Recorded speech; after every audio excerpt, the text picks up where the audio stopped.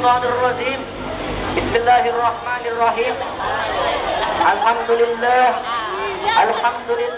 أخرج الناس من الظلمات إلى النور والصلاة والسلام على سيدنا وشفيعنا ومولانا محمد صلى الله عليه وسلم السائق إلى النجاة من الجور وعلى آله وأصحابه أجمعين إلى يوم المحشر amma ba'd.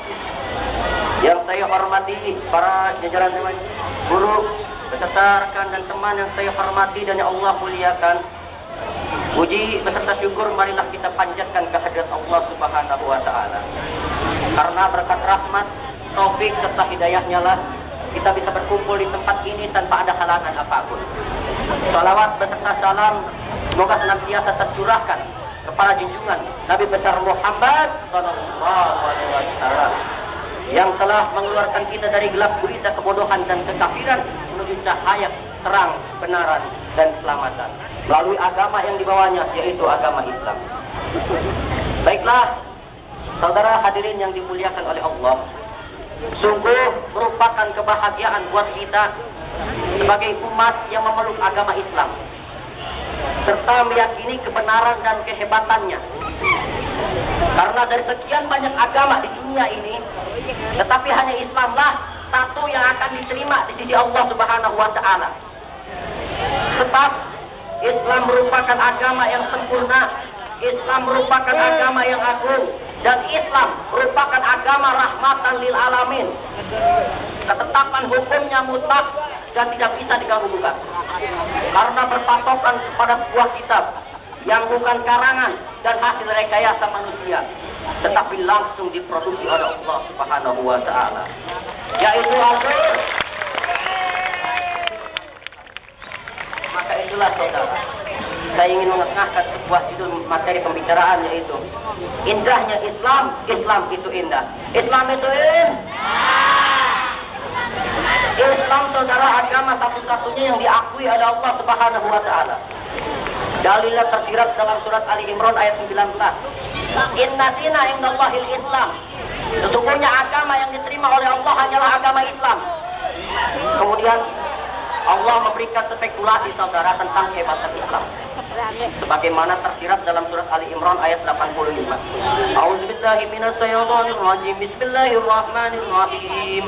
Inna dina wa may yabtaghi ghairal islami dina wa la yuqbalu minhu wa huwa fil akhirati minal khasirin. Yang artinya, barang siapa yang mencari agama selain dari Islam, maka tidak akan diterima daripadanya, dan ialah akhirat segorong orang-orang yang rugi. Jamaah, oh jamaah, alhamdulillah.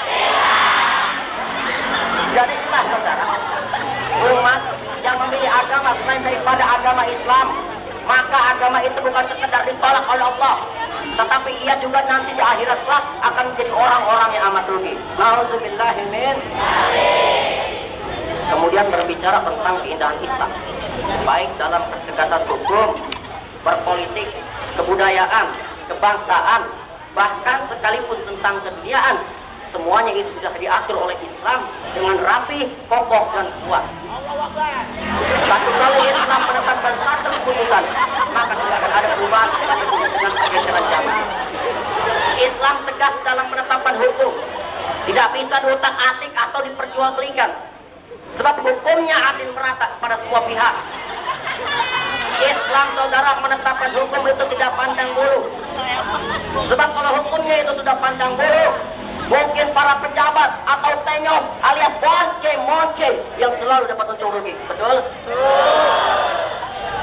Di dalam Islam tidak ada yang namanya kebal hukum. Contoh kecil aja nih. Islam mengharamkan namanya permabukan. Siapapun, kapanpun yang berani mabuk, haram hukumnya tanpa ada kecuali. Titik, ini bakso. Rakyat mabuk, pejabat mabuk, Pak Haji, pejabat mabuk, guru mabuk, pelajar mabuk, nenek-nenek mabuk.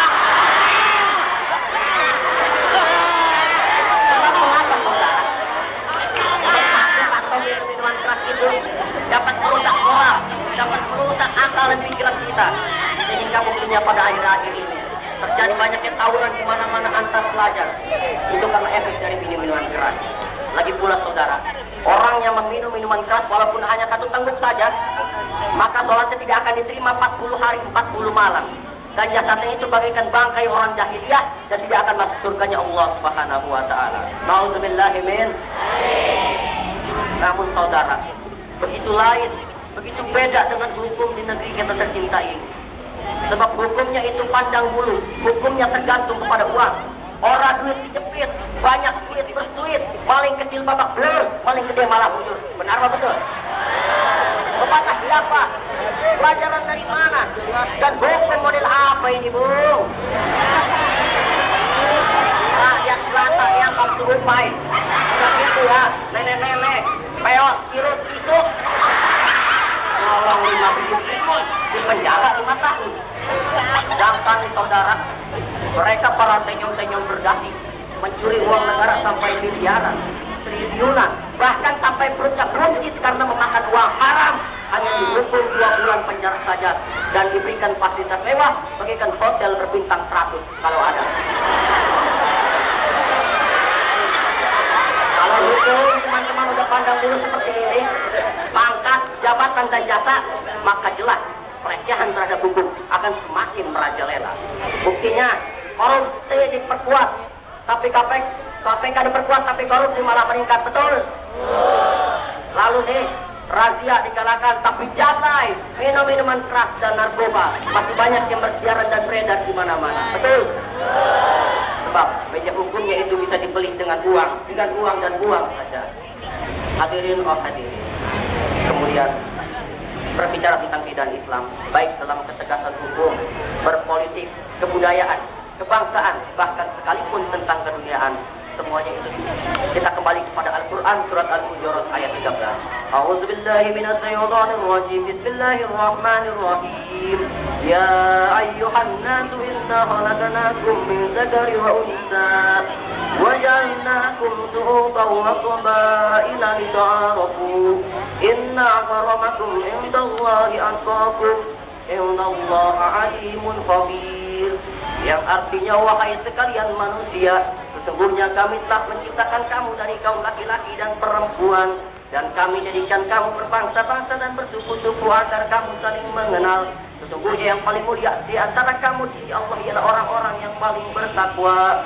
Sesungguhnya Allah Maha mengetahui lagi Maha mengenal. Begitu hebatnya Allah dalam memposisikan umat Islam. Lalu begitu indahnya Islam dalam mengatur cara berbudaya dan berbangsa. Islam tidak mengedepankan orang kaya atau miskin, pejabat atau rakyat, kiai atau ulama, ustadz atau santri, guru atau pelajar, yang cantik atau yang ganteng, pemimpin atau dipimpin. Semuanya itu sama rata pada hakikatnya di hadapan Allah. Karena yang membedakan di hadapan Allah adalah ketakwaan semata. Coba saja saudara kita lihat, Allah menciptakan kita lengkap satu pasang laki-laki dan perempuan. Kemudian kita dihimpun dalam suku dan bangsa yang tujuannya untuk lita'arafu, supaya saling mengenal. Karena berawal dari perkenalan itu pula akan membentuk suatu keakraban. Setelah akrab mungkin menjalin hubungan, entah itu persahabatan, percintaan atau pacaran. Demikian pula kesan pertama. Selanjutnya terserah ente semua. Jadi jelas. Begitu indah cara dan pengaturan Islam dalam kehidupan kita sebagai muslim. Dan akan lebih indah lagi bila kita kaji semakin dalam. Namun sayang, menurut waktu kita harus berpisah. Badan saya pun ini sudah agak lelah. Tambah lagi, para penonton sudah agak bosan. Ya okelah, kalau begitu kita akhiri dengan sebuah pepatah. Selalu muharram, selalu barokah. Memang betul, Islam itu indah. Di Parung saudara ada Lebak Wangi, di Kemang ada PWRI. Dan akhirnya, ini bocah tampan akan berdiri. Sekian dan demikian yang dapat saya sampaikan. Mohon maaf atas kekurangan dan kesilapan saya. Wallahul muwaffiq ila aqwamit thoriq. Billahi taufiq wal hidayah wa ridha wal inayah. Assalamualaikum warahmatullahi wabarakatuh.